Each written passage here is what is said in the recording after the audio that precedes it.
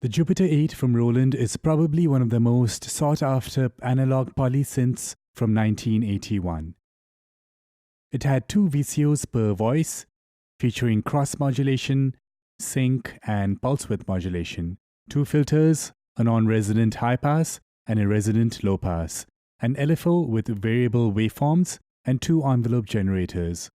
It had a preset storage function which was very common on analog synths back in the early 80s. The synth had a built-in arpeggiator but did not support MIDI. Roland released the Jupiter-06 in 1983, which was an attempt to make a more affordable version of the Jupiter-08 with 6-voice polyphony and slightly limited patch storage abilities.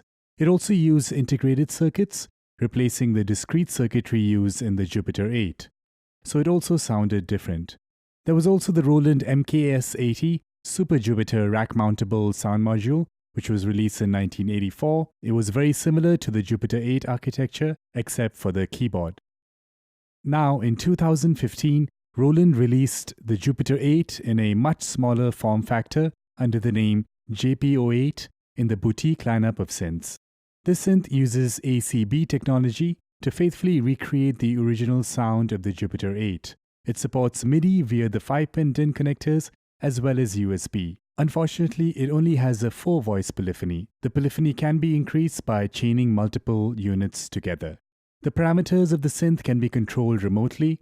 It has 1/8-inch audio outputs, but the synth can also be recorded into a DAW directly via USB once the appropriate drivers are installed.